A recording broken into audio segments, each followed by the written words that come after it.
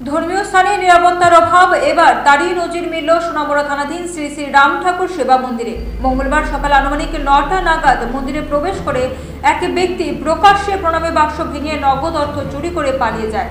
মন্দির কর্তৃপক্ষের তরফে জানা গেছে, মন্দিরের সিসিটিভি ফুটেজ স্পষ্ট দেখা যায় ওই ব্যক্তি দীর্ঘদিন চেষ্টার পর প্রণামী বাক্স ভেঙে টাকা বের করে নেয়। ঘটনাক্রমে মন্দিরের পুরোহিত মন্দিরে আসতে শুরু করলে চোর পিছনের রাস্তা দিয়ে পালিয়ে যায়। ঘটনার পরে মন্দির কর্তৃপক্ষ সোনামুড়া থানায় লিখিত অভিযোগ দায়ের করে।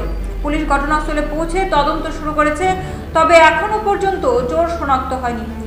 সিসিটিভি ফুটেজ খতিয়ে দেখে অভিযুক্তকে দ্রুত গ্রেফতারের দাবি জানিয়েছে মন্দির কর্তৃপক্ষ। প্রণামী বাক্সে কত টাকা ছিল সেই বিষয়ে নির্দিষ্ট কোনো পরিমাণ জানা যায়নি, তবে মন্দির কর্তৃপক্ষের দাবি প্রশাসনিক ব্যর্থতার ফলে দিনের আলোয় এ ধরনের দুঃসাহসিক চুরির ঘটনা ঘটেছে।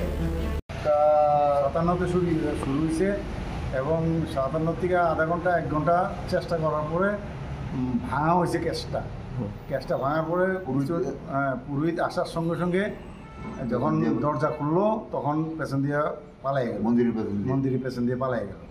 তো এইটাই আমাদের একটা শহরের মধ্যে এত বড় একটা চুরি এবং ঠাকুর মন্দিরে দিনের বেলা সকাল ৯টা, ৯:৩০, ১০টার মধ্যে এই চুরি, এটা অস্বাভাবিক ব্যাপার, এটা মানা যায় না।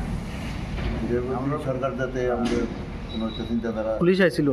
পুলিশ আইছিল, আইসে রিপোর্ট লিখে লেগে গেছে এবং কইছে তদন্ত করবে, এতটুকু বাস। আপনার বিষয়টা এইটাই কি ঠিক না, একটা মন্দিরের মধ্যে ধর্মীয় স্থানে চুরি করাটা আমরা ভালো লাগলো না চোখে। কারণ চারিদিকে আমরা তো সিসি ক্যামেরা আছে, সিসি ক্যামেরা তো দেখা যাচ্ছে যে কিভাবে চোর আসলো, কীভাবে ভাঙলো। হ্যাঁ, এইগুলি এখন যদি এগুলি উদ্ধার করার জন্য বা টাকা পয়সা চোরকে ধরা যায় তাহলে বোঝা যাবে কে সে। এটার প্রতি যাতে প্রশাসনের নজর থাকে আর কি।